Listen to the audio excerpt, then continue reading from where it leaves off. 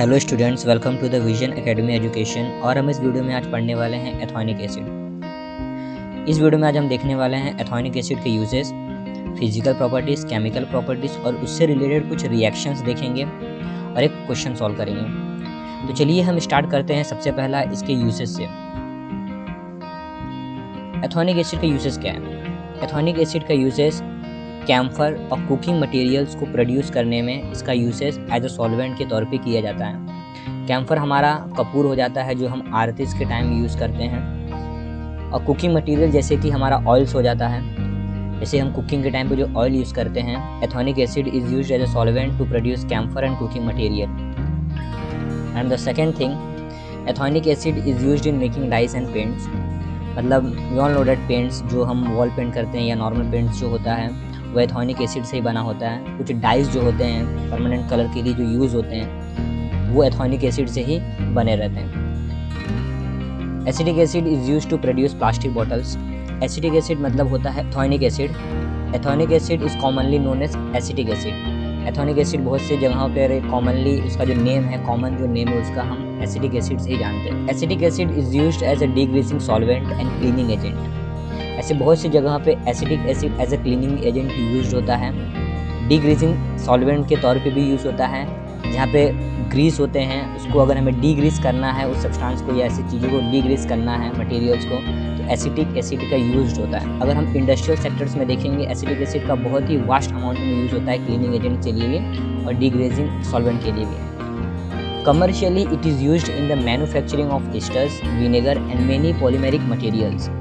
Commercially ethanoic acid का जो use होता है वो एस्टर्स को मैन्युफैक्चर करने में, विनेगर्स को मैन्युफैक्चर करने में और कुछ पॉलीमेरिक मटेरियल्स का यूज मैन्युफैक्चर करने में उसका यूज़ होता है। पॉलीमेरिक मटेरियल्स में आपका प्लास्टिक बॉटल्स भी आ जाते हैं या कुछ आर्टिफिशियल फाइबर्स भी आते हैं। यहाँ पे जो एस्टर्स दिया है, एस्टर्स को हम इस वीडियो में आज देखेंगे। एस्टर्स से रिलेटेड केमिकल रिएक्शंस भी देखेंगे। Okay, let's move to the physical properties of the ethanoic acid. Physical properties में इसका पहले हम देखेंगे केमिकल फार्मूला CH3COOH। ओके, हमने इसका स्ट्रक्चर पहले ही स्लाइड में देखा था, फर्स्ट स्लाइड में ही देखा था हमने। इसका मॉलिक्यूलर वेट और मोलर मास देखते हैं 60.05 ग्राम पर मोल।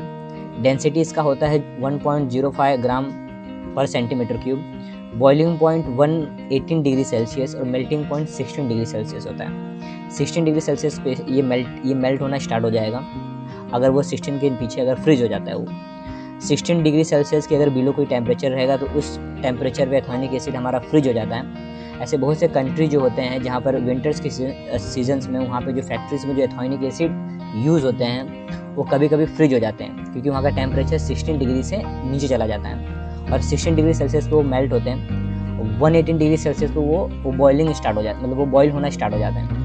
ओके, तो जैसा मैंने आपको बताया था ethanoic acid is commonly known as acetic acid and its aqueous solution is acidic and turns blue litmus red.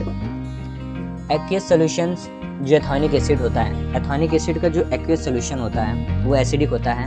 वो एसिडिक कैसे पता चलता है? जब हम उसके अंदर हम ब्लू लिटमस पेपर डालते हैं, वो ब्लू लिटमस पेपर रेड में टर्न हो जाता है। तो जब भी कोई ब्लू लिटमस पेपर रेड में टर्न होता है किसी सोल्यूशन में डिप करते हुए, तो इसका मतलब ये होता है जो सोल्यूशन है वो क्या है? एसिडिक है। क्या है वो? एसिडिक सोल्यूशन है। अगर वहीं पर अगर रेड लिटमस पेपर ब्लू में टर्न होता है तो मीन्स रेड वो सोल्यूशन बेस है। तो एसिड और बेस के हम कुछ रिएक्शंस भी देखेंगे जिसमें हम एसिड को एथॉनिक एसिड कंसिडर करेंगे और बेस को हम देखेंगे हम बेस क्या लेंगे, वो हम आगे वाले वीडियो में देखते हैं। चलिए देखते हैं, तो हम आगे देखते हैं उसको। Chemical properties of ethanoic acid.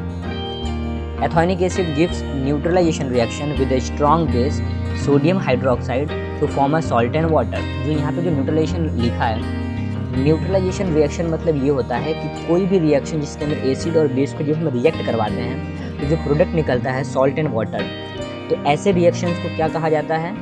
Neutralisation reactions कहा जाता है। ठीक है, चलिए हम देखते हैं न्यूट्रलाइजेशन रिएक्शन में एसिड किसको लेंगे और बेस किसको लेंगे।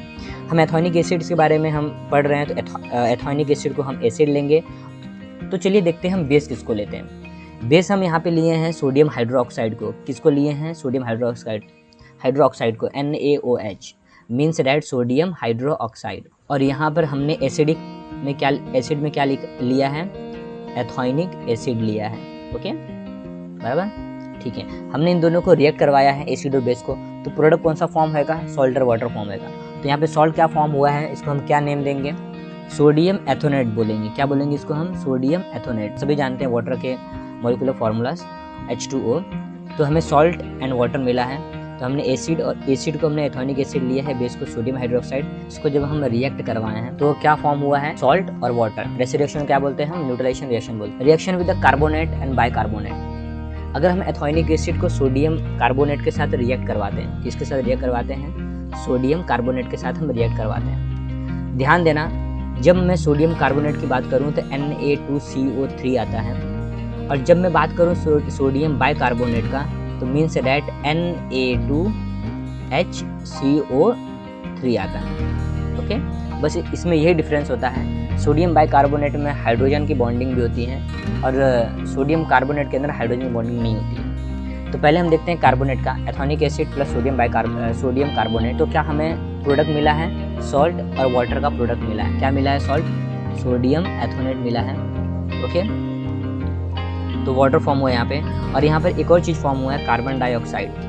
तो कार्बन डाइऑक्साइड को जब हम ये रिएक्शंस परफॉर्म करते हैं, जब ये हम एक एक्सपेरिमेंट परफॉर्म करते हैं, आपके टेक्स्ट बुक में इसका स्ट्रक्चर दिया रहेगा। तो जो कार्बन डाइऑक्साइड निकलता है, तो कार्बन डाइऑक्साइड जब निकलता है तो उसको हम ना एक ट्यूब से उसको हम एक लाइम वाटर के अंदर इसको ट्रांसफ़र कर देते हैं। तो जब लाइम वाटर के अंदर जब कार्बन डाइऑक्साइड जाके मिक्स होता है तो उस लाइम वाटर को किस में टर्न कर देता है, मिल्की में टर्न कर देता है। किस में टर्न कर देता है, मिल्की में। तो क्यों टर्न करता है, कैसे टर्न करता है, अभी हम इस वीडियो में डिस्कस नहीं करेंगे क्योंकि थोड़ा बड़ा हो जाएगा वीडियो। हम एथोनिक एसिड से हम बस इसके अंदर वीडियो में आज हम बस देखेंगे एथोनिक एसिड। तो बस हम एथोनिक एसिड्स के ही बारे में डील करने वाले हैं। इसके लिए मैं आपके लिए अलग से वीडियो बना दूंगा। ओके, तो हम देखते हैं कार्बोनेट के अंदर। तो ethanoic acid plus sodium carbonate react करवाएं, प्रोडक्ट आता है हमारे पास सॉल्ट, जिसको हम सोडियम एथोनेट बोलते हैं, और वाटर और कार्बन डाइऑक्साइड।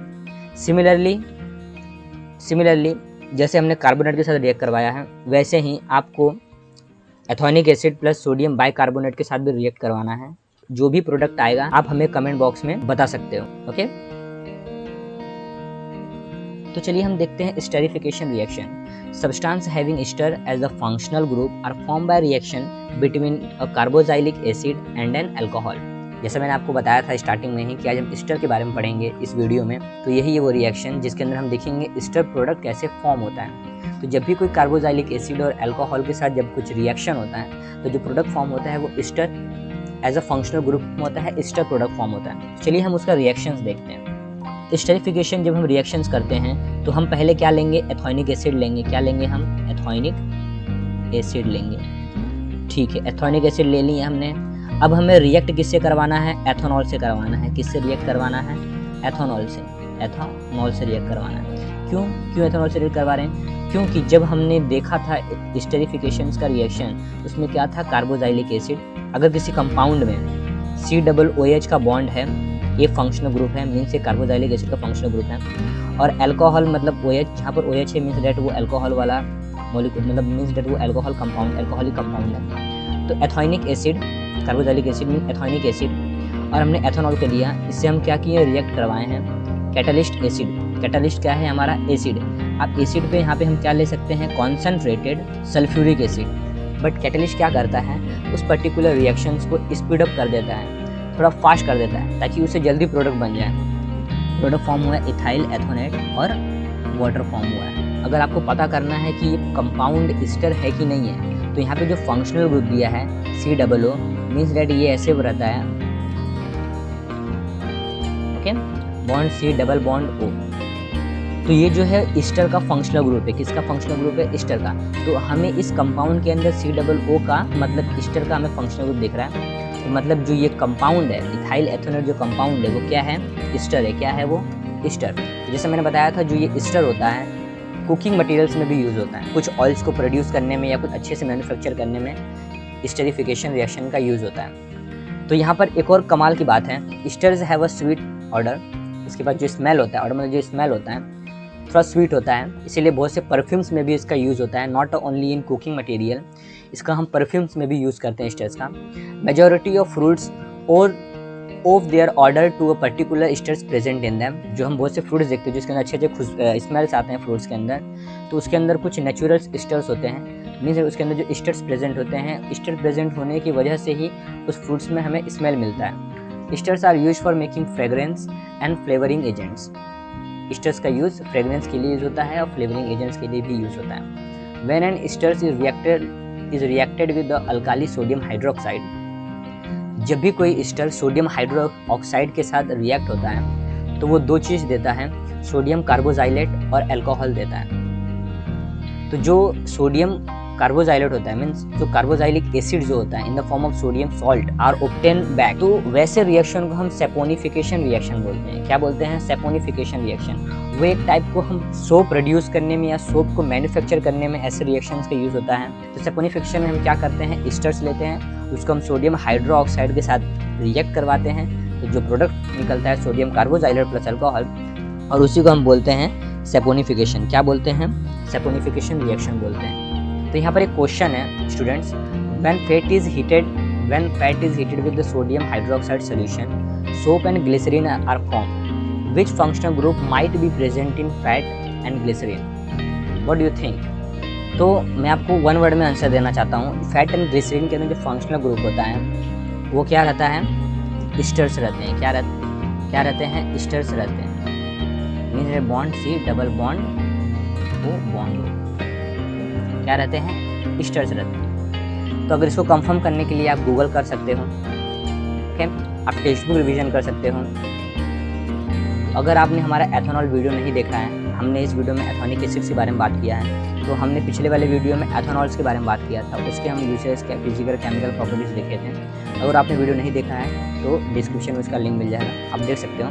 मैंने यहाँ पे कंप्लीट कार्बन कंपाउंड्स चैप्टर्स के वीडियो बनाए हैं, कंप्लीट कार्बन कंपाउंड चैप्टर के वीडियो बनाए हैं। पर लास्ट का एक टॉपिक रह गया है, polymeric materials, means that macro molecules, micro molecules रह गया है, वो हम नेक्स्ट वीडियो में बनाएंगे। तब तक के लिए आप हमसे जुड़े रहिएगा, और जुड़ने के लिए आप इस वीडियो को लाइक, शेयर, चैनल को सब्सक्राइब कर दीजिएगा।